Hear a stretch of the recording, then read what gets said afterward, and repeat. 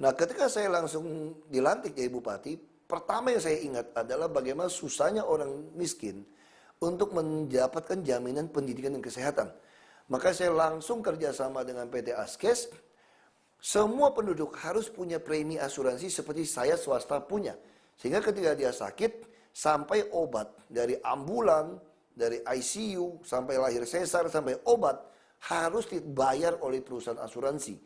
Masyarakat hanya membayar premi. Orang suka mengenal itu sebagai kesehatan gratis. Sebenarnya bukan gratis. Ini adalah preminya yang kita bayarkan gratis. Tapi untuk berikutnya mereka harus bayar. Sistem kita kan, kebangsaan kita kan gotong royong. Jadi orang yang sehat punya uang dibantu kepada yang sakit. Orang yang meninggal punya uang itu bantu kepada orang yang pensiun. Nah, itu yang saya lakukan. Lalu pendidikan, saya bebaskan SPP dari SD sampai ke SMA. Bahkan terakhir sampai TK kita mulai. Untuk apa? Supaya masyarakat itu punya modal tidak habis untuk anaknya bisa kuliah. Banyak sekali keluarga-keluarga itu habiskan uang itu sampai SMA mentok sudah.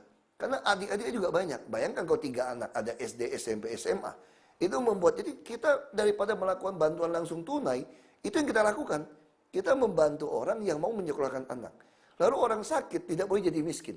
Tidak boleh modal masyarakat habis gara-gara keluarganya sakit. Bahkan asuransi swasta pun tidak mau menanggung. Orang sudah umur 65 tahun, 70 tahun. Nah, itu negara harus menanggungnya. Nah, kami lakukan. Saya dilantik Agustus. Saya Agustus 2005, Januari 2006, semua program itu sudah jalan. Termasuk kematian. Kenapa kita berikan bantuan 500.000? Karena banyak sekali masyarakat kita saking kurang beruntung, tidak mampu membuat peringatan 40 hari. Untuk orang Islam, tahiran gitu, saya ada sembahyang apa itu. Jadi itu jelas sesuatu yang berbeda. Lalu banyak sekali masyarakat yang gajinya pas-pasan, rumahnya mau ambruk, dia tidak bisa perbaiki. Atau rumah bapak ibunya yang tidak ada pensiun, tidak bisa bekerja karena anaknya juga tidak sekolah, uangnya juga pas-pasan, bapak ibunya pun rumahnya mau ambruk. Nah, itu kami minta masyarakat gotong royong, kami turunkan bantuan. Lalu yang lebih penting lagi apa? Sebenarnya lebih penting lagi adalah infrastruktur, jalan. Banyak nelayan kampung-kampung miskin itu, kenapa miskin? Karena hasil produknya, hasil tangkapan ikannya selalu dibeli murah oleh pedagang. Kenapa murah? Karena pedagang yang datang terlalu sedikit. Dan biaya pedagang datang, biaya dia keluar ke kota terlalu mahal. Karena jalannya terlalu jelek. Maka saya putuskan harus hot mix sampai ke tempat nelayan, tempat sentral produksi rakyat. Sehingga otomatis pasarnya sama. Karena biaya angkutnya jadi murah dan yang datangnya banyak, tawar-menawar dari si nelayan tadi menjadi naik. Nah, ini sehingga mereka memiliki kehidupan yang lebih sejahtera. Nah, itu yang saya lakukan. Lalu saya juga selalu memberikan nomor handphone saya, ada 2 handphone. Saya membalas SMS dengan staf saya hanya minta staf saya itu bantu ketikin. Tapi saya yang harus jawab. Lalu untuk masyarakat yang tidak punya handphone, setiap sore mereka bisa datang ke kantor bupati, saya bisa rapat dengan 30-50 orang, lalu persoalan apa seperti pasien dokter, seperti pengacara, langsung saya panggil bagian dinas kepala dinas untuk selesaikan besok. Termasuk SMS yang masuk, pengaduan-pengaduan, maka kepala dinas saya katakan, kalau Anda tidak melayani masyarakat, tidak memberikan nomor handphone Anda pada masyarakat, saya pasti ganti Anda. Saya tidak peduli Anda mau apapun, karena Anda sudah melanggar dari sumpah jabatan sebagai pelayan. Nah, hal-hal inilah yang saya lakukan.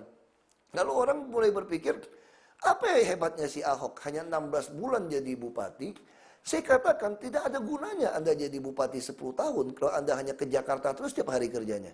Saya kerja jam 7 pagi, bisa sampai jam 7 malam, sampai jam 8 malam. Termasuk ke lapangan, termasuk terima SMS, termasuk perintah-perintah anak buah, mengecek pekerjaan-pekerjaan mereka. Saya hampir tidak pernah keluar kota. Saya kirim staf untuk keluar kota. Hanya untuk dengar ceramah, udah apa, misalnya dari presiden atau menteri. Kalau tidak ada diskusi, saya tidak mau pergi. Saya lebih baik di tempat, lalu keundangan, orang bisa panggil saya, berhenti di tengah jalan, resepsi pernikahan saya bisa datang, ngantri yang bersama untuk ngobrol. Nah, hal-hal ini jelas membuat masyarakat merasakan langsung apa yang saya lakukan. Lalu kenapa saya pindah ke gubernur?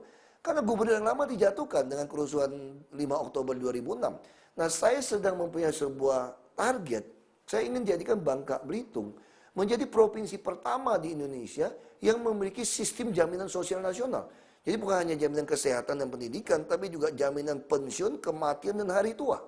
Nah, kalau ada sebuah provinsi mampu lakukan itu, maka 32 provinsi lain akan menuntut yang sama. Sehingga siapapun mau menjadi gubernur akan menawarkan yang sama. Nah, itu target saya. Sehingga kalau itu terjadi, seluruh Indonesia, kita akan memiliki sebuah sistem jaminan sosial nasional yang akan membuat bangsa ini setiap tahun bekerja, memberikan warisan kepada anak cucu, dan warisan kepada bangsanya. Nah, sayang dengan kecurangan-kecurangan DPT itu gagal. Tapi saya bersyukur masyarakat Belitung Timur memilih saya 63% untuk mewujudkan cita-cita ini. Nah, ketika saya gagal dicurangin dengan DPT yang diisi tangan, siapa yang datang baru diisi tangan, saya masih menang 7.000. Lalu terjadi mati lampu sampai jam 11 malam, tiba-tiba saingan saya tambah 21.000, saya kalah 14.800. Dan ada 50.000 orang lebih tanda tangan bahwa dia hilangkan hak pilihnya. Dan hampir 3/4 TPS yang ada waktu pemilihan pilkada itu, DPT, daftar pemilih tetap, itu bukan diketik, tapi ditulis tangan. Siapa yang dapat undangan baru diisi, seperti kita main petak umpet. Itu yang terjadi di Bangka Belitung. Tapi ya sudah, saya pikir dicurangin pun disetujui oleh Tuhan. Nah, ketika masyarakat mengatakan menunggu 2012, lebih baik Bapak parkir dulu di Senayan. Maka masyarakat juga mendukung saya secara penuh untuk masuk ke DPR RI ke Senayan.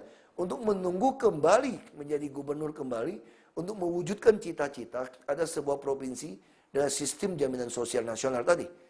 Dan masyarakat sangat mendukung. Malah ada yang minta saya kembali jadi bupati saja di Belitung Timur, daripada mengurusi permainan yang sangat jahat.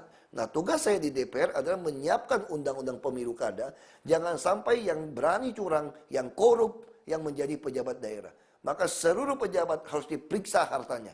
Kalau Anda tidak bisa diperiksa harta berasal dari mana, Anda jangan jadi pejabat. Nah, itu cita-cita saya masuk ke DPR RI untuk membereskan undang-undang pemilu kada. Ketika pulang ke Belitung Timur, saya bilang tidak bisa, masyarakat mengatakan adik bapak saja jadi bupati di sana. Saya bilang mana bisa, adik saya kan tentu berbeda.